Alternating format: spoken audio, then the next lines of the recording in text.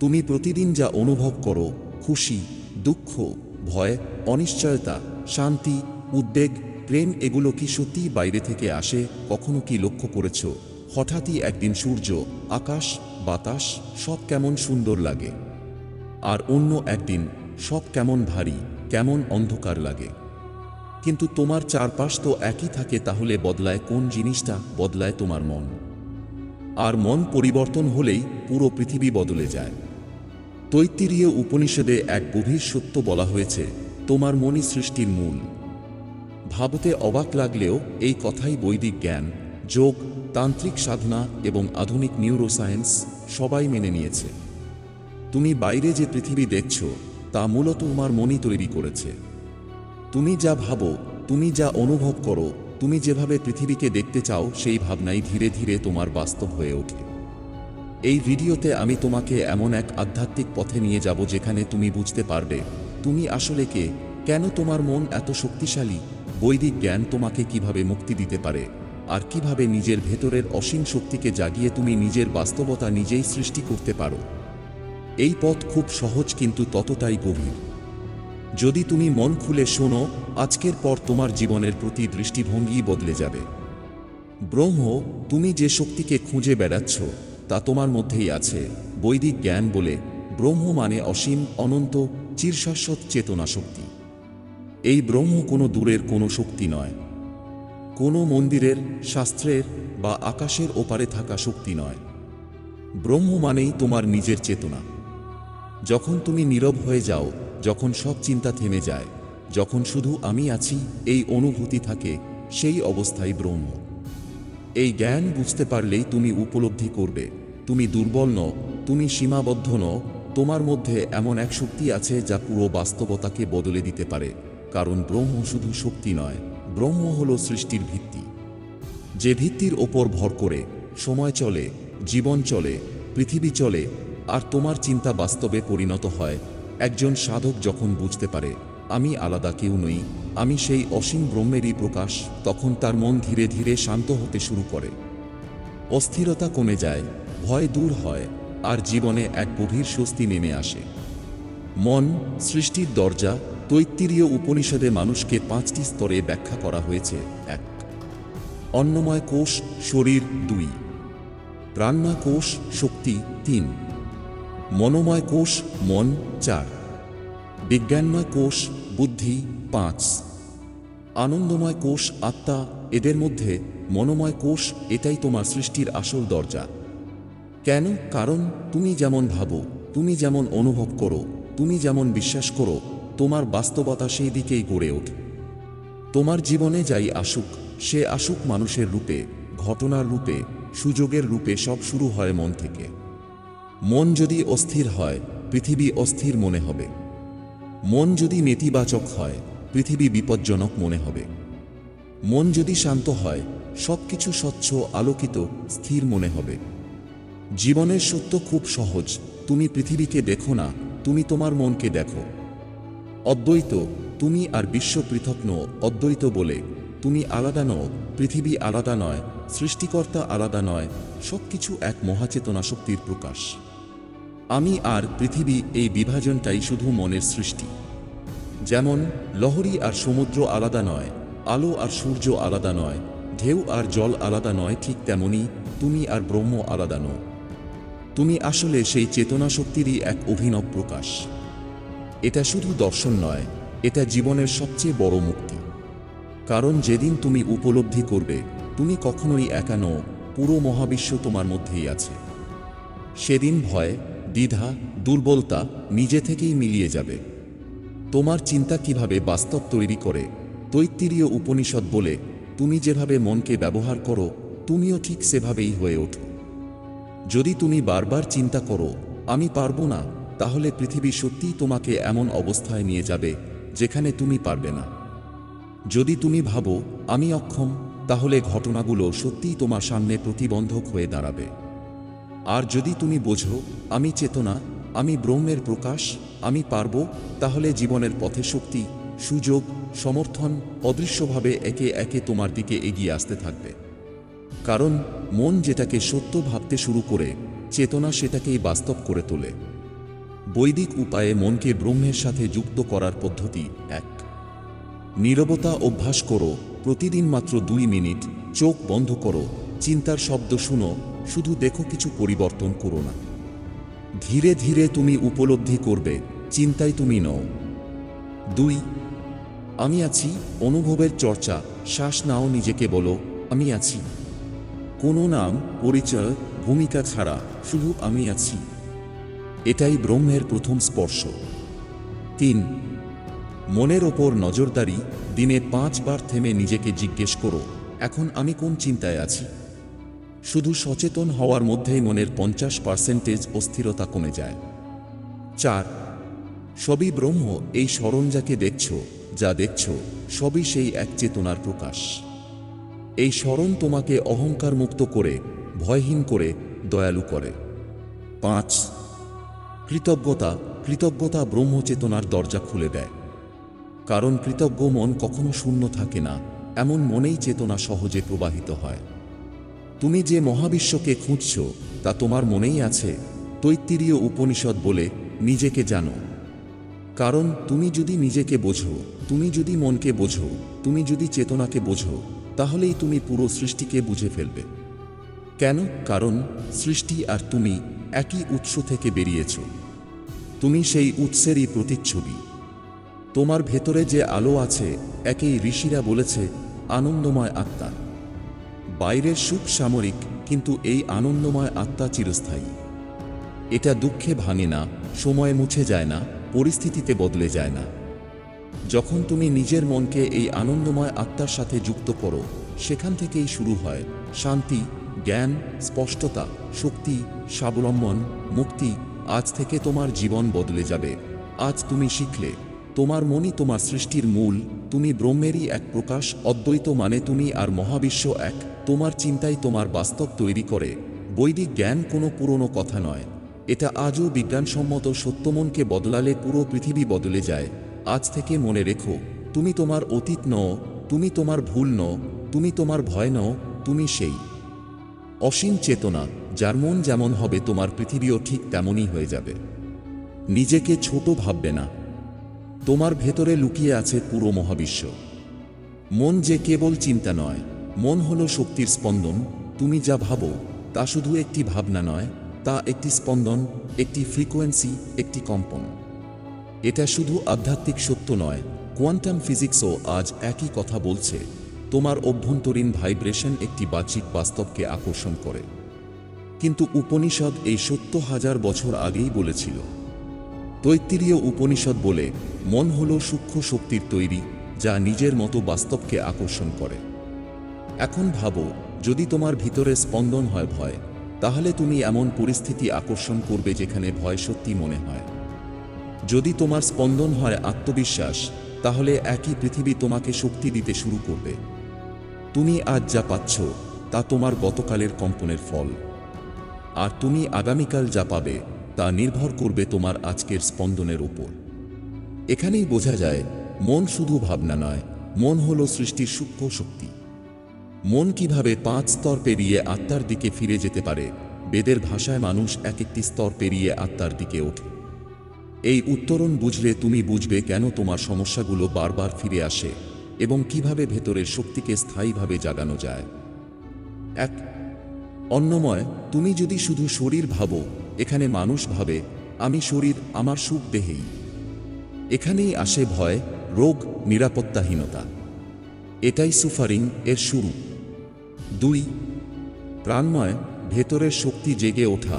এখানে আসে অনুভূতি, আমি নিঃশ্বাস, আমি প্রাণ।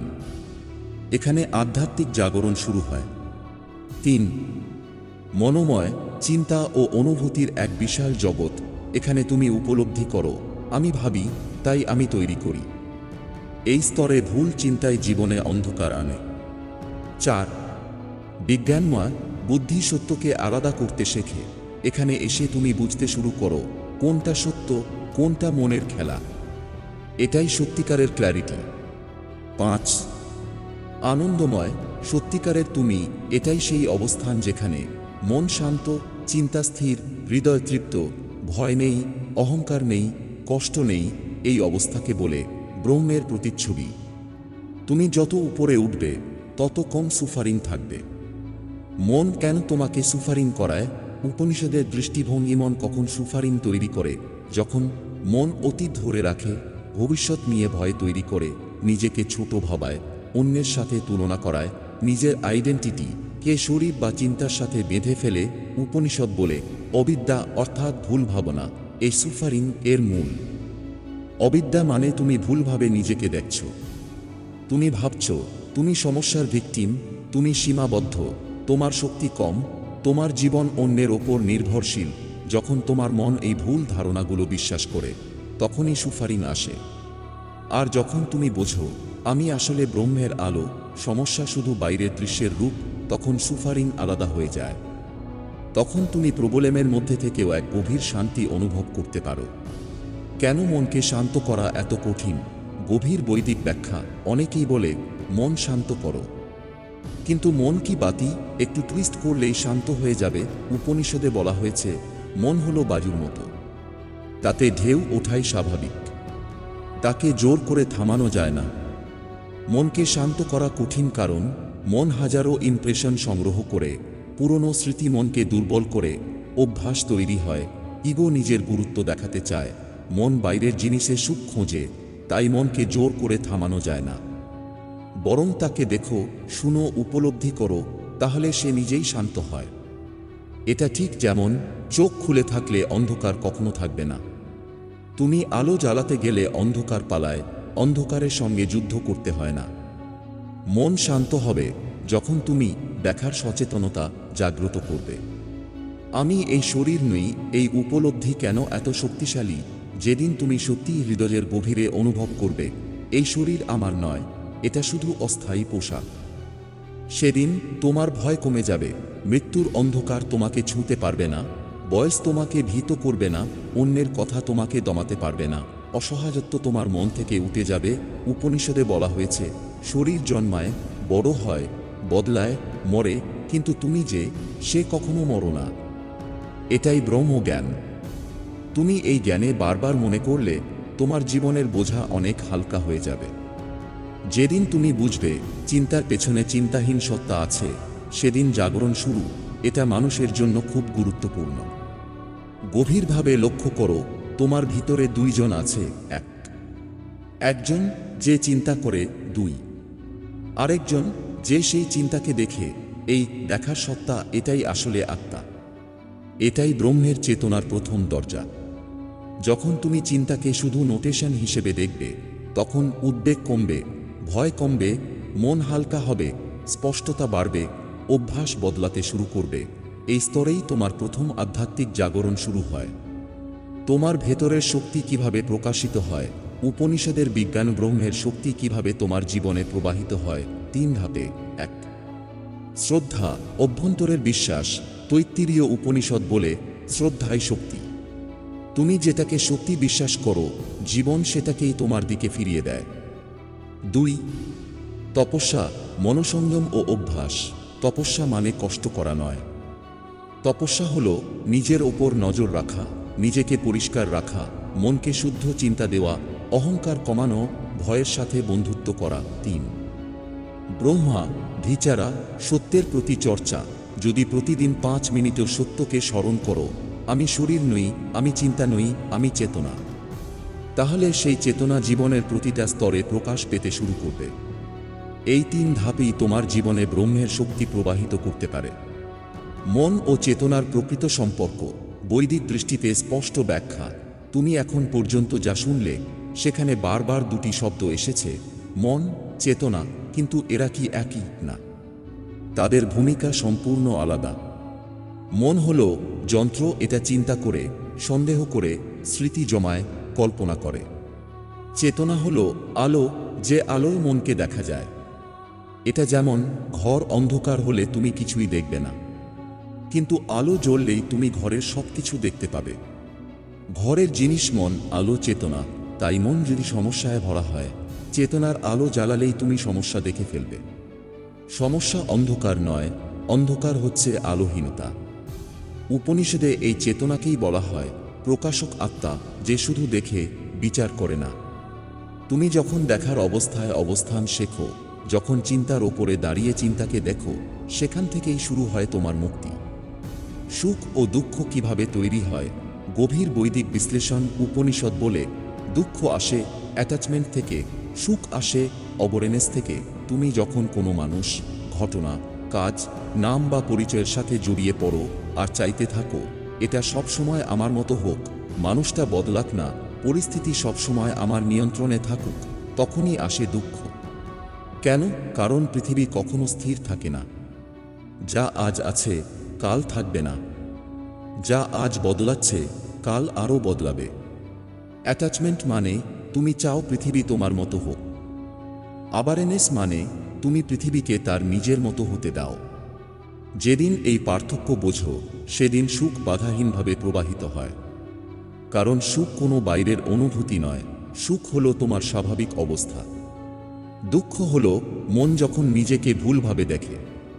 অদ্বৈত জাগরণের 7টি স্তর একজন মানুষের জন্য সহজ ব্যাখ্যা। তৈত্তিরীয় উপনিষদে এবং অন্যান্য অদ্বৈত দর্শনে জাগরণের পথকে 7টি স্তরে ব্যাখ্যা করা হয়েছে। শুনলে বুঝবে তোমার অভিজ্ঞতা আসলে একদম স্বাভাবিক। 1. শ্রাবণ, সত্য শোনা। তুমি সত্যের কথা প্রথমবার জানো। তুমি ভাবো এটা কি সত্যি? এটাই প্রথম আলো। 2. মানান, চিন্তা করা। তুমি সেই সত্য নিয়ে ভাবতে শুরু করো, আমি শরীর নই, আমি চেতনা। বুঝতে শুরু করো কিন্তু সন্দেহ থাকে। 3. নিদিধ্যাসন্ন, গভীর দেখা। এখানে তুমি বারবার ইন্ট্রোস্পেকশন করো, চিন্তাকে দেখো, অনুভূতিকে দেখো, সন্দেহ কমে। 4. সাক্ষী, উইটনেস অবস্থায় থাকা। এখানে তুমি বুঝে যাও আমি চিন্তা নই, আমি দর্শক। এখানে প্রথমবার শান্তি টের পাও। 5. অসংজ্ঞা, বিচ্ছিন্নতা, ডেটাচেড ক্লারিটি। এখানে তুমি ঘটনাকে ঘটনা হিসেবে দেখো, অ্যাটাচমেন্ট কমে, মন হালকা হয়। 6. স্বরূপ, স্থিতি, নিজের সত্যরূপে স্থিত হওয়া। এখানে তুমি প্রতিদিনই অনুভব করো আমি চেতনা, আমি আলো। 7. জীবন মুক্তি, জীবদেহে মুক্তি।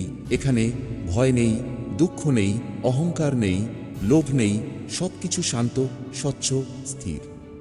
তুমি বেঁচে থাকো, কাজ করো, সম্পর্ক রাখো, কিন্তু ভিতরে এক অটল শান্তি থাকে।